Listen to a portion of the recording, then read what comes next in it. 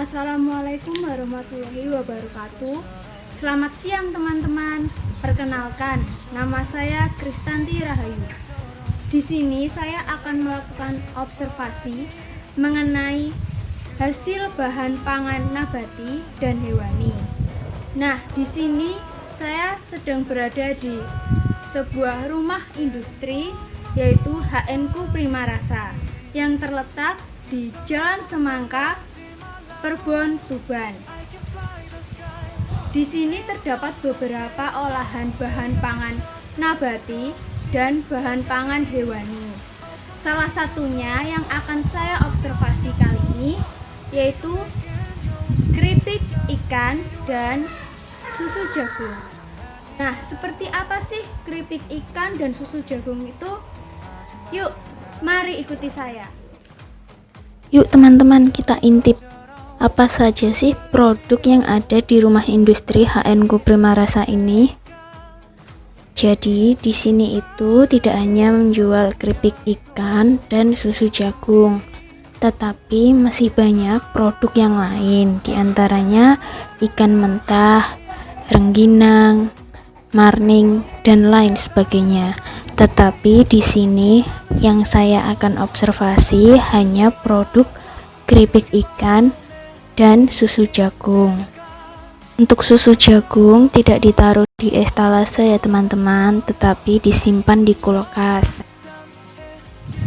Nah, sebelum ke proses pembuatan, kali ini saya sedang bersama Bapak Nugroho, pemilik usaha HNku Primarasa. Di sini saya akan berbincang-bincang mengenai produk yang dikelola Bapak Nugroho sehingga memiliki nilai ekonomi yang tinggi. Nah, Pak, sebelumnya saya penasaran. Awalnya Bapak memulai usaha ini itu bagaimana? Kok bisa ikan laut dibuat keripik, terus jagung dibuat susu? Itu ceritanya bagaimana, Pak? Awalnya kita cari peluang yang ada di Tuban. Terus sumber daya alam di Tuban itu yang banyak, sumber daya alam ikan sama pertanian. Jadi ikan membuat produk yang beda, yang sebelumnya belum ada. Itu membuka peluang usaha yang bagus. Lalu untuk harga jual kedua produk ini berapa, Pak, kalau di pasaran? Untuk harga keripik ikan, harga ecerannya 16.000. Untuk yang susu jagung, harga ecerannya 7.500. Mohon maaf, Pak, sebelumnya. Untuk omset satu bulannya berapa, Pak, kira-kira? Kalau omset sebelum pandemi kurang lebih 50 juta. Tapi setelah pandemi turun drastis menjadi 10 jutaan.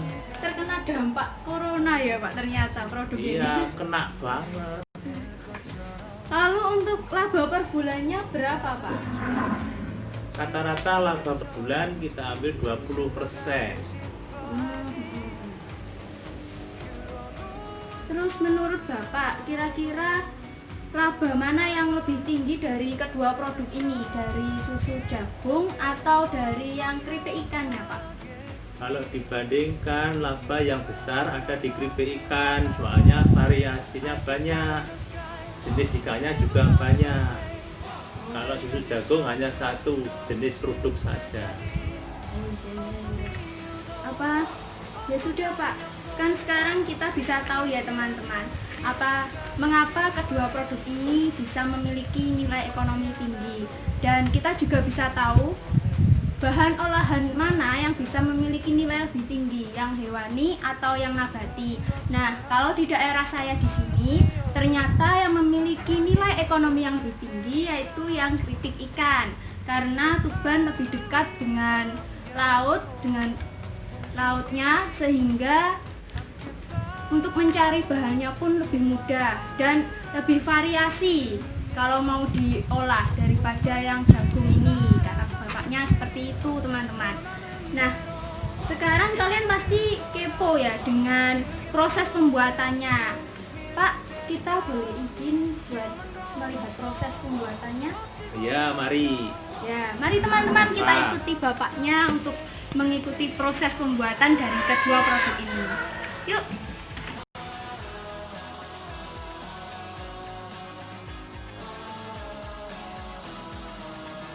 Hal pertama yang diperlukan dalam membuat keripik yaitu mempersiapkan bumbu untuk dihaluskan terlebih dahulu.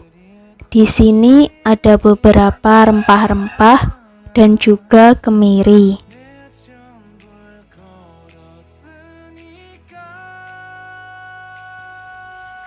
Setelah semua siap, selanjutnya bumbu dihaluskan menggunakan blender.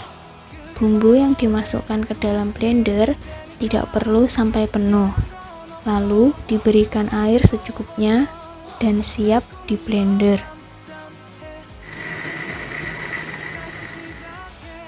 Jika bumbu sudah halus, bumbu dimasukkan ke dalam bak besar dan nantinya akan dicampur dengan tepung.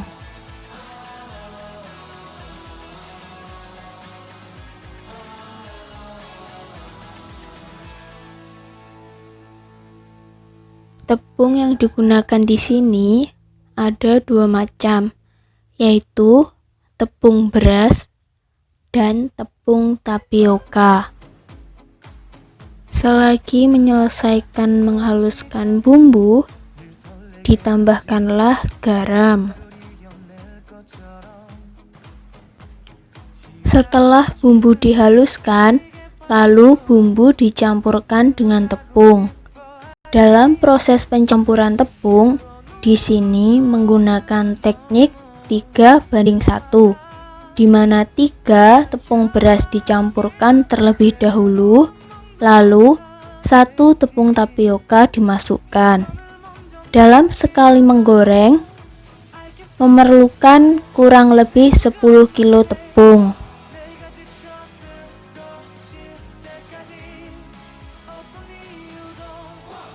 Mungkin kalian penasaran, mengapa dalam pencampuran tepung menggunakan teknik 3:1?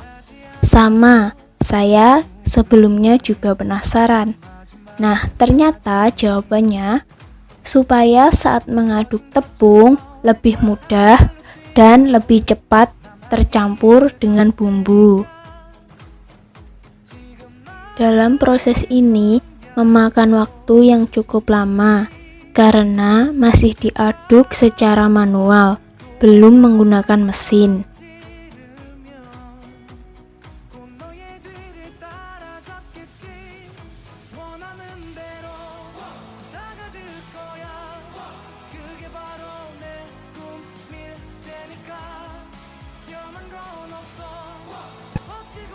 Di sini ada beberapa ikan yang siap untuk digoreng.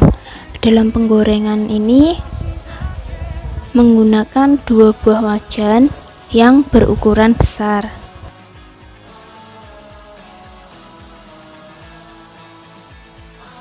Setelah semua bahan disiapkan dan minyak goreng telah panas, ikan siap untuk digoreng. Tangan ibunya ini sudah higienis ya teman-teman, jadi jangan khawatir.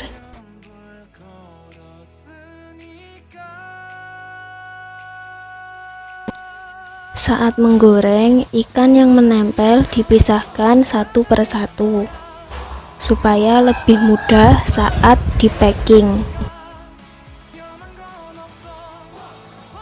Jika warnanya sudah berubah kuning kecoklatan, maka ikan siap untuk diangkat.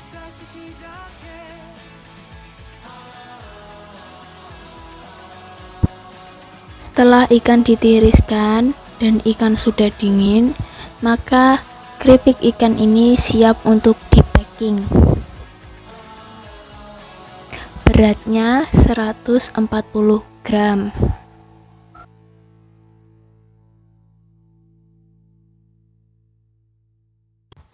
Setelah beratnya pas, keripik ikan lanjut untuk dipres dan diberikan label sesuai jenis ikannya.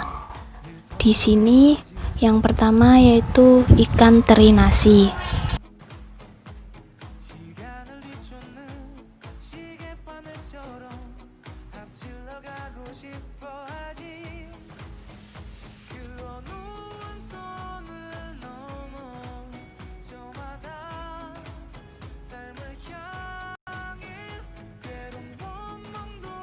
Nah, selanjutnya kita ke tahap proses pembuatan susu jagung. Jadi ini bahan-bahan yang digunakan dalam pembuatan susu jagung.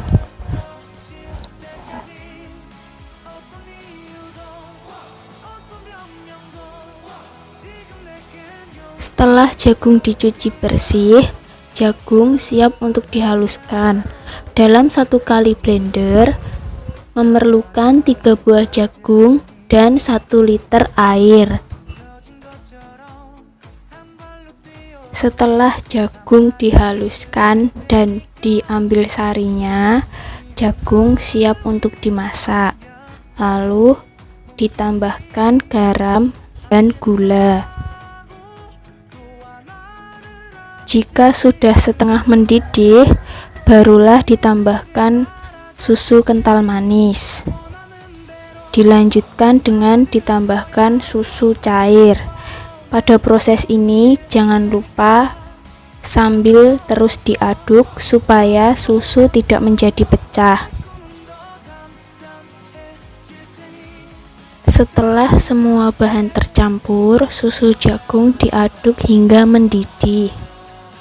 Setelah selesai dimasak, susu jagung didinginkan terlebih dahulu, barulah dimasukkan ke dalam botol. Lalu lanjut ke proses pemasangan label. Setelah itu, susu sudah siap untuk diminum. Terima kasih teman-teman telah mengikuti observasi saya hari ini. Jadi teman-teman, dari observasi hari ini dapat disimpulkan bahwa bahan olahan yang memiliki nilai ekonomi tinggi di daerah saya yaitu ikan yang diolah menjadi produk keripik ikan karena bahannya mudah didapat dan mudah diolah. Sekian observasi saya hari ini. Sampai jumpa lain waktu. Bye-bye.